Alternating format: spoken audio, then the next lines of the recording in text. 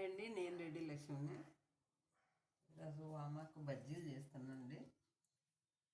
ఇది అందరికీ తెలిసిందే నాకు, కానీ అప్పుడప్పుడు ఈ పచ్చడి అని ఇలా ఏదో ఒక రకంగా తింటే మంచిదని మేము వట్టి ఆకలి తింటుంటాము చూసుకొని, కానీ బజ్జీలు కూడా ఒకసారి చూపిద్దామని చెప్పేసి చేస్తానండి. మన పుదీనా తింటే ఎలా ఉంటుందో మనకు అరుగుదల, ఇది ఎన్న కూడా అట్లే ఉంటుంది. కనుక బజ్జీలు చేస్తాను నేను కదా దీంతో. ఇది శనగపిండి,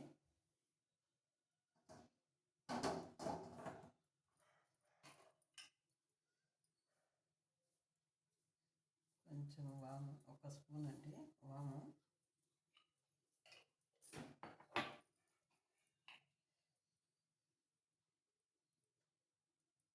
ఒక చిటికెడు వంట సోడా,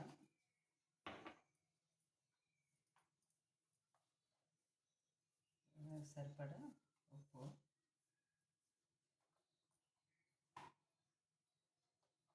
వాము ఎక్కువ వేసుకుంటే మంచిదండి, పిల్లలు తింటారు కదా. కొంచెం శనగపిండి అంటే స్టవ్ వెలిగించుకున్నాను.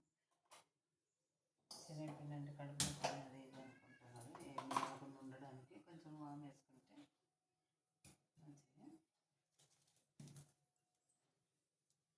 ఈ కలిపేసుకున్నాం పిండి.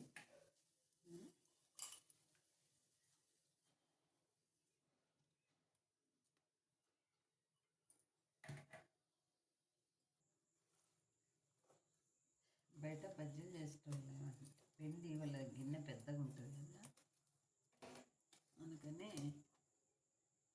బాగా కలుపుతారు.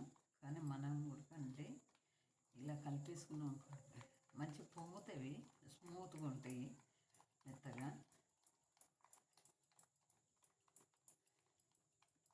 శనగపిండి మేము అంటే ఇంట్లోనే పట్టిస్తాము, ఇంట్లో పప్పుతోటే. బయట కొనుక్కొచ్చినామంటే కంపల్సరీ బియ్యం పిండి ఉంటుందండి, అందులో కలిపి ఉంటారు. అందుకని ఇది కానీ కొంచెము అట్లా మెత్తగా లేకుండా ఉండాలంటే కొంచెమన్నా కనీసం 2 స్పూన్లన్నా, 2 స్పూన్లు అంటే ఒక 10 బజ్జీలు అనుకోండి, మిరపకాయ బజ్జీలు కానీ ఏ బజ్జీ అయినా కానీ 10 బజ్జీలకు 2 స్పూన్లు బియ్యం పిండి కంపల్సరీ వేసుకోవాలి. అలా వేసుకొని ఉంటేనే మంచిగా సుత్తిగా ఉంటుంది. ఇలా కలిపేసుకోవాలండి. పిండి కలుపుకోవడము వాళ్ళకి ఏంటంటే పెద్ద గిన్నెలు కదా, ఇలా ఉంటుంది అన్నట్టు. ఇలా పట్టుకోవాలండి, వెళ్ళి పిండి స్మూత్గా రావాలి పిండి. వాళ్ళు పెద్ద గిన్నెలు అయ్యేసరికి చేయి పెట్టి తిప్పేస్తారు. మన చిన్న గిన్నెలలో వేసుకుంటాం కదా, తిప్పడానికి రాదు. పిండి కలపడం అయిపోయిందండి, కలిపేసుకున్నాం. ఆయిల్ వేడెక్కింది,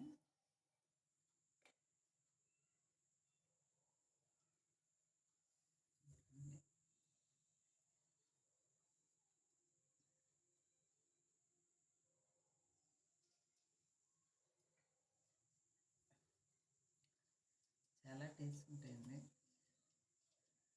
ఆకు స్మెల్ అది ఇది అనుకుంటే స్మెల్ ఏముండదు.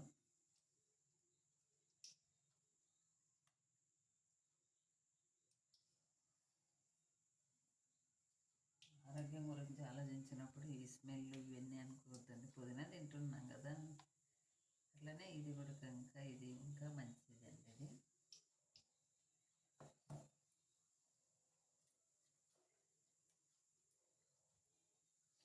మేమైతే ఎక్కువ చేసుకుంటుంటాము.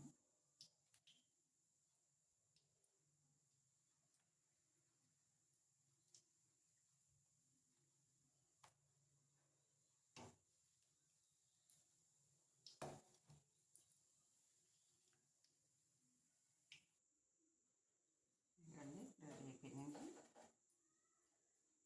ఇక మాకు బజ్జీలు బాగా పొంగినాయి.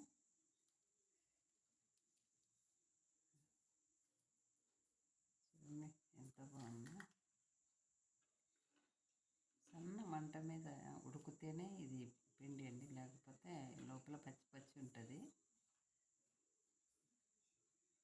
డైలీ పెట్టుకున్నాం అనుకోండి పైన కాలుతాయి, లోపల పచ్చిగా ఉంటుంది. అలా కాకుండా సన్న మంట మీద వేసుకున్నా.